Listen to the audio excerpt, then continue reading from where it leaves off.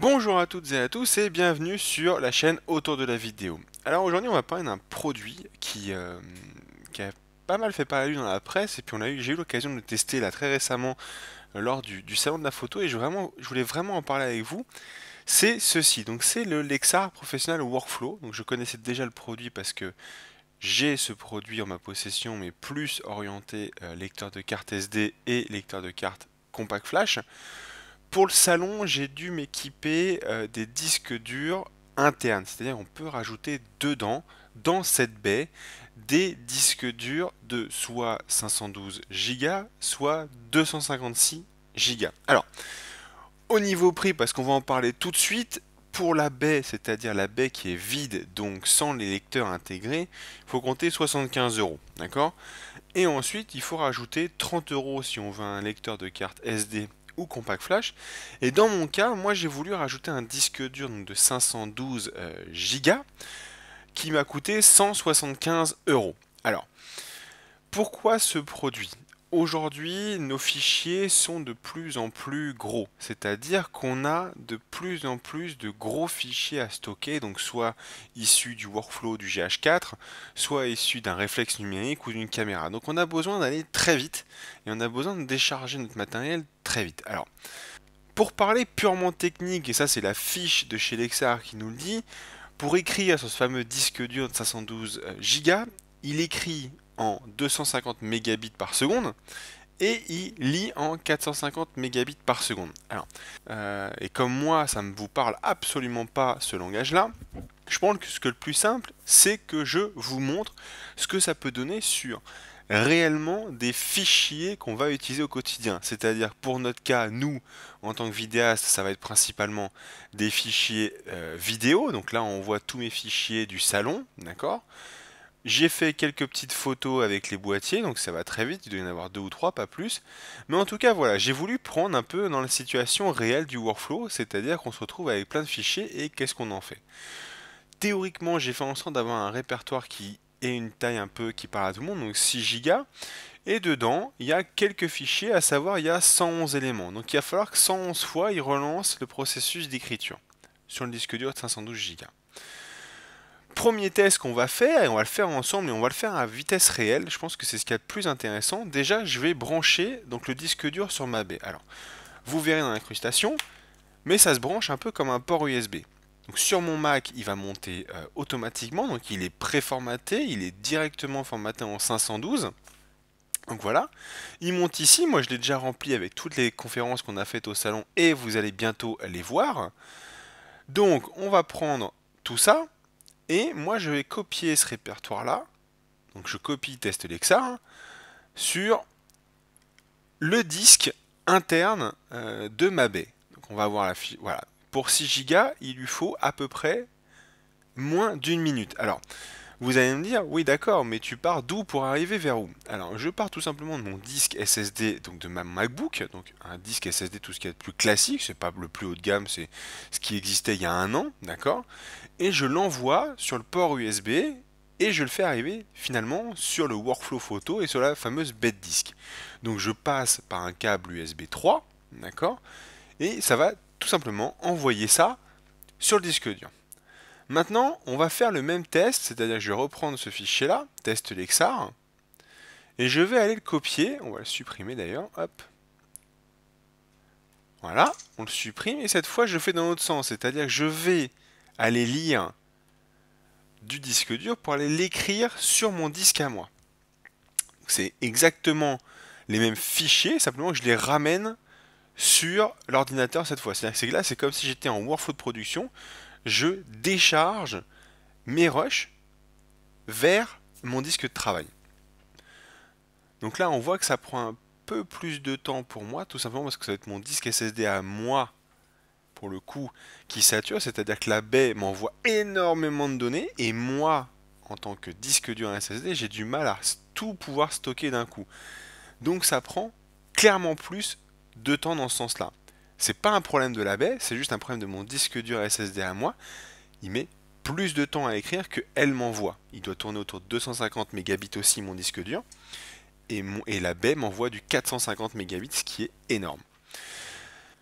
Maintenant qu'on a vu en partant d'un disque SSD vers cette bête disque en 512 Go, donc via le port USB.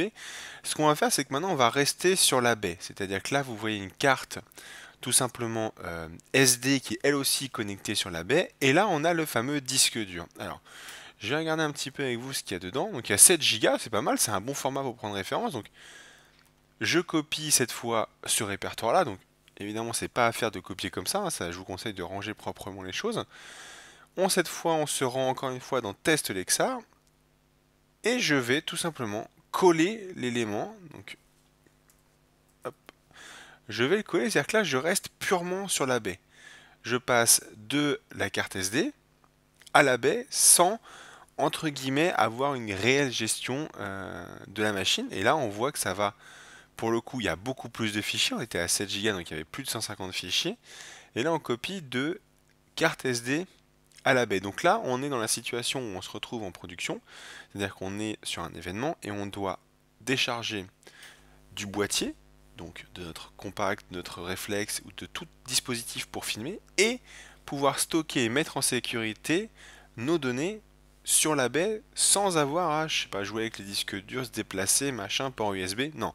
Là, on reste du SD vers le disque dur. Donc il faut compter pour 7 Go, ce qui représente plus de 5 heures d'enregistrement, il faut compter moins d'une minute de déchargement. Alors, vous allez me dire, ok, mais c'est quoi ta carte SD? Alors ma carte SD, c'est ce qu'il y a de plus basique. Elle fait, donc c'est une SDHC de 32 Go. Vous savez que j'aime bien les formats un peu petits et pas besoin d'avoir beaucoup plus. Et elle peut lire en 95 mégabits. Donc elle est pour le coup extrêmement lente par rapport à ce que peut encaisser le disque dur. Donc j'arrive pas à saturation du disque, j'arrive à saturation de la carte en fait. Elle n'arrive pas à envoyer assez de données pour l'écriture. Ça, c'était vraiment pour la partie transfert 1 pour 1, c'est-à-dire qu'on transfère en même temps qu'un seul jeu de données. Maintenant, si je vais un peu plus loin dans l'exercice et que je vais essayer un peu de saturer tout ça, c'est-à-dire que en même temps, je vais tricher, je vais reprendre mon fameux test Lexar sur mon bureau, je vais le recoller à la racine. Pareil, CTRL V, j'espère que je vais aller assez vite quand même.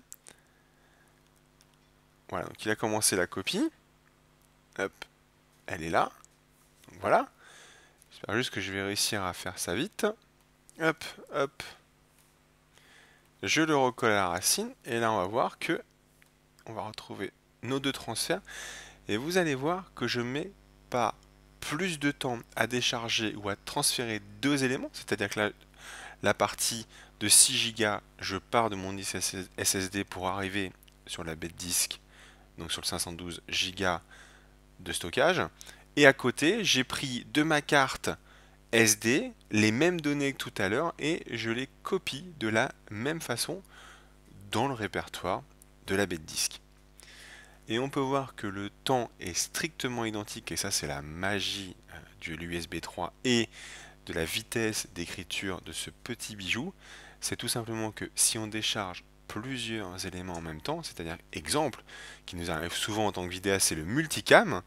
Si on a deux caméras à décharger entre deux conférences, on peut le faire extrêmement vite, c'est-à-dire moins de 3 minutes, pour décharger 7 Go de données.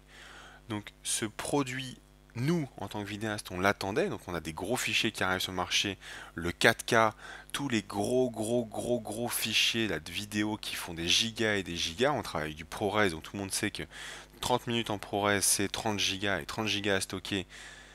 Voilà un petit test très rapide que je voulais vous présenter sur la belle Lexar. C'est pas tant les données techniques parce que ça n'a peu d'importance et franchement on peut les trouver n'importe où. Ce que je voulais vous montrer c'est concrètement dans la vraie vie, ça représente quoi d'utiliser cet outil, parce que ça devient un outil de travail, hein.